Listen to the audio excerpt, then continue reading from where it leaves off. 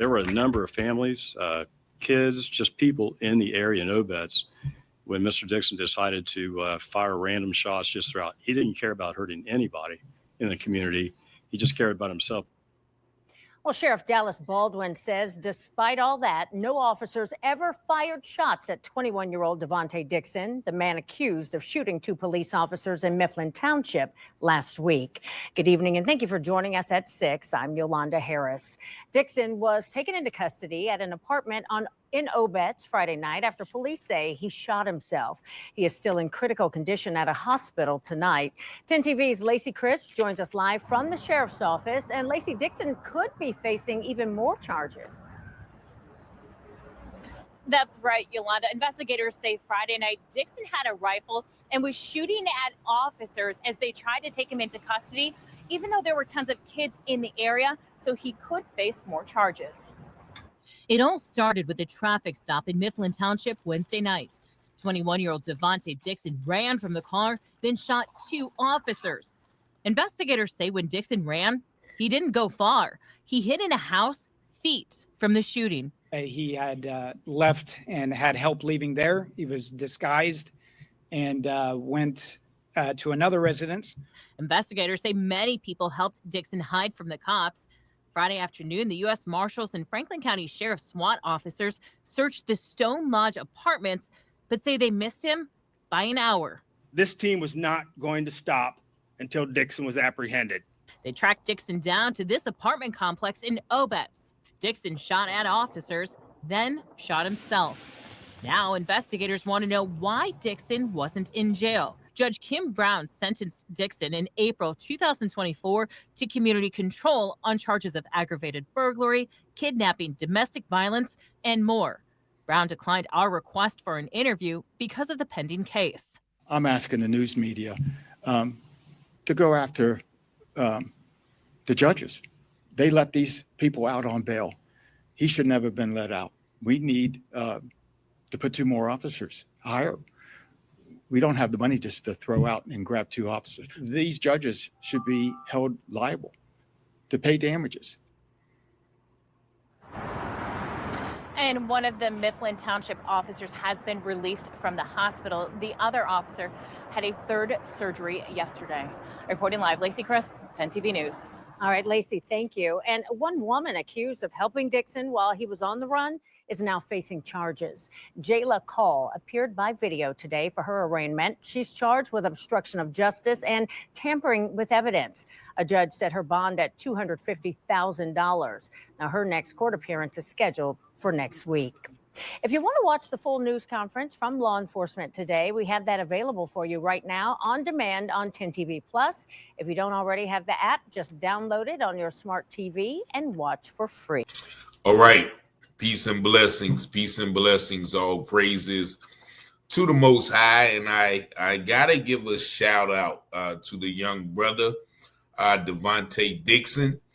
Not saying that what he did was right or that I agree with what he did, but considering all of the shootings that we've had from police towards black men, I commend the young brother for, I guess, fearing for his life while running from the police. And I guess when he was running from them, he didn't want them to shoot him. So he turned around and used his service weapon, as we've heard so many times, and defended himself. And you see, this is, you saw the footage of him getting out of the car. This happened about, last week in Mifflin Township in Ohio. 2 officers were hit. As you heard, one of them has been released and one of them has undergone a 3rd surgery.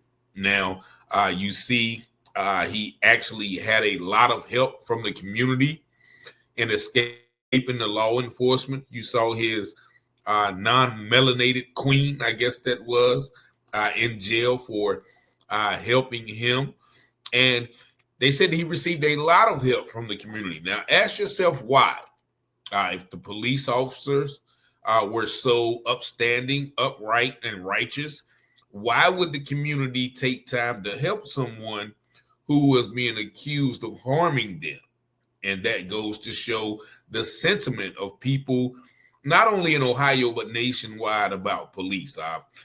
Since the Rodney Hinton and other situations, a lot of people from Ohio have called me and told me about the corruption, the misuse of power, abuse of power, misuse of justice that goes on with police there in Ohio. And you heard I guess that was the sheriff talking about how, he shouldn't have been let out of jail, and they need to go after the judges.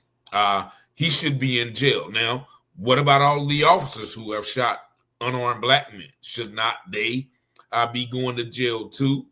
And so I find it once again disheartening to see the level of outrage from the police and law enforcement when somebody harms law enforcement, but there's no outrage when law enforcement harms an everyday citizens. Now, they're talking about, well, he didn't care about anyone but himself. As the officers were approaching the apartment there in Obetz, they said he was firing rounds at the officers and said that, well, he didn't have any regard for the community. He only thought about himself. What about those officers who take lives and shoot in public? Do they not have any regard for human life, especially the lives that they take? So there's obviously a double standards. Now, they're talking about this man who had already shot 2 officers was holding a rifle somewhere and firing shots at officers. Then he's going to all of a sudden shoot himself. Now, I don't believe that for 1 second, not one iota. I just don't believe it. I think he was ready to go out in a blaze. And, when they did subdue or apprehend him, they probably let off a shot or 2 into the brother. But now he is in, I guess, critical condition in custody. And once again, the guy mentioned we were not going to stop until we had him in custody, right? So once again, should we not stop until the many officers who have harmed unarmed black men, should we not stop till they're in custody? Once again, there's a great double standard. He also talked about, well, where are we going to get the money to just hire, 2 new officers? We can't just hire, new officers. The people that the officers kill, what about their families? They can't just resurrect their loved ones from the dead, right? They can't bring them back to life. And so there's just a one-sided concern that I see in these matters. Like, I've covered probably hundreds of stories within the last year of black men getting shot by police. And there is no concern on the part of police to those family members.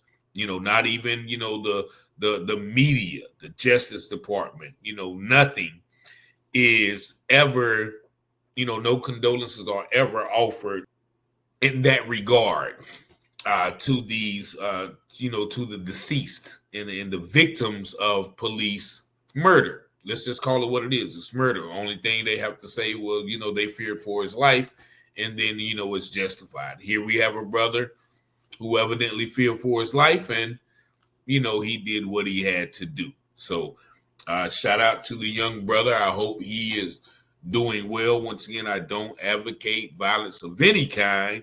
However, if you're in a encounter with police and you've been traumatized by all of the police shootings that we've seen in America, both on TV, live and direct, all the body cam footage that we've seen, you might be traumatized. So this man could have feared for his life and said, okay, well, look, let me go ahead and turn around because I'm running from him, as I've seen many people do, and they still get shot. So let me go ahead and let off a couple of shots. So 21-year-old Devante Dixon, of course, he's in a world of trouble now. And, you never know what they will do with him or to him while he's in custody. So we're going to stay updated on this case. Once again, this happened a week ago. They called him, I guess, a couple of days ago. Once again, he had help from the community.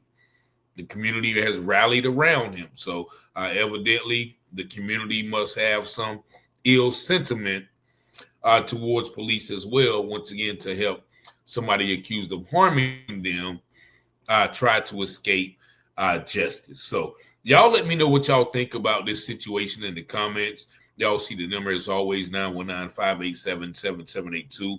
I appreciate y'all for watching, liking, sharing, and subscribing to the channel.